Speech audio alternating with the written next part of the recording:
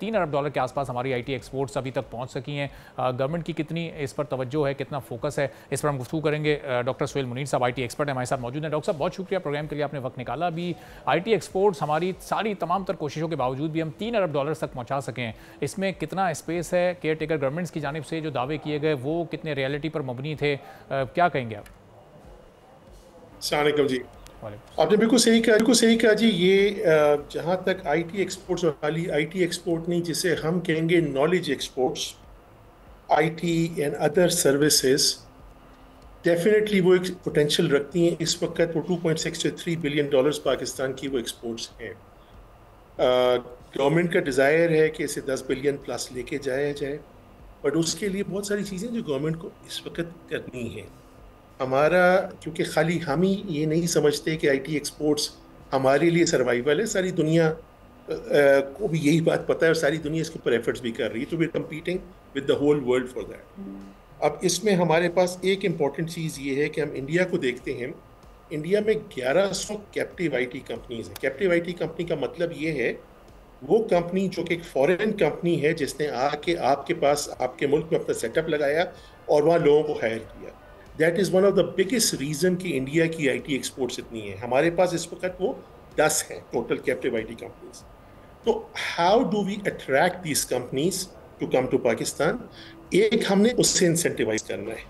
दूसरा, हमने हमारी जो कंपनीज हैं जिन्होंने बाहर जाके एक्सपोर्ट करना है, देखिए आपने कहीं एक दुकान लगाते हैं, उसके बाद आपने उसे मार्केट भी करना है ना। आपके पास वैसे ही तो कस्टमर खुद से तो चल के आ नहीं जाएगा। तो आपने, अगर आपकी पाकिस्तानी कंपनी ने अगर अपनी कोई प्रोडक्ट सर्विसेज एक्सपोर्ट करनी है, तो जहाँ पे उसने एक्सपोर्ट करनी है वहाँ उसने उस कस्टमर को अट्रैक्ट करना है, वहाँ जाके मार्केट करना है। हमने उसे कैसे फैसिलिटेट करना है? तो ये हमारे दो इस वक्त सबसे बड़े इश्यूज हैं। और तीसरा इशू, टैक्सेशन में क्लैरिटी नहीं है।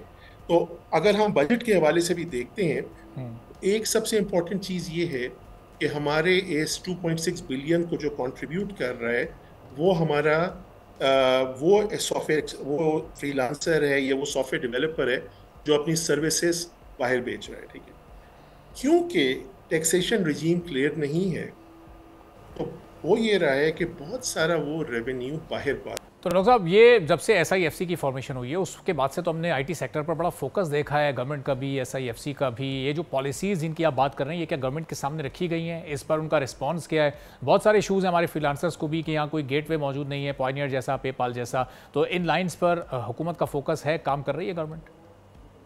सर, मैं देखें, गवर्नमेंट इन सारे एफर्ट्स चीज़ों पे काम कर रही है। आपने पेपाल की एग्जांपल दी, मैं बिल्कुल मानता हूँ कि जनाब कोई ऐसी सर्विस जहाँ पे मुझे बाहर से, जब मैं कोई अपनी सर्विस एक्सपोर्ट कर रहा हूँ एज अ डेवलपर, मुझे कन्वीनियंटली मेरे पैसे मिल जाएं, वो इस वक्त वो चैनल अवेलेबल नहीं है।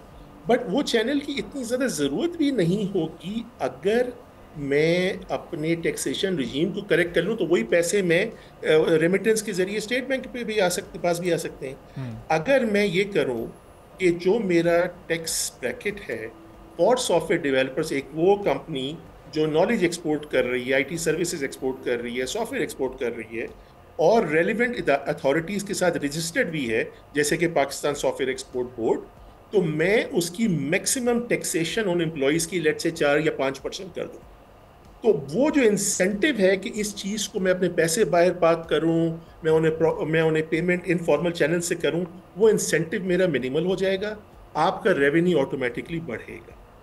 दूसरा मेरे पास ये है कि सारी इस वक्त जो हमारे पास स्टार्टअप्स हैं, उनको फॉरेन इन्वेस्टमेंट की ज़रूरत है, उनके अंदर इन्वेस्टर्स की ज़रूरत है और सारी दुनिया उन्हीं इन्वेस्टर्स के लिए कम्पीट कर रही है।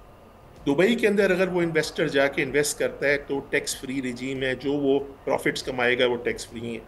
हमारे पास जो आएगा उसे कैपिटल गेन्स होगा, उसका एक सिग्निफिकेंट टैक्स है। तो we need to really look at this कि हम जो इन्वेस्टर हमारे पास इन्वेस्ट कर रहा है उसके डिविडेंड्स, उसके कैपिटल गेन्स को टैक्स फ्री करें। सर्टेनली वो जो हमारे पास इकोनॉमिक एक्टिविटी क्रिएट करेगा, that would be more valuable to the government of Pakistan than the tax that the government of Pakistan is going to collect from that. ये दूसरी सजेशन है जिसके ऊपर हमें काम करना चाहिए। ठीक है, we want to make sure कि ये अब्यूज ना हो। FBR, state bank, they can put together a framework कि abuse ना हो, but we should definitely focus subscribe करें और बेल दबाएं ताकि कोई खबर रह न जाए।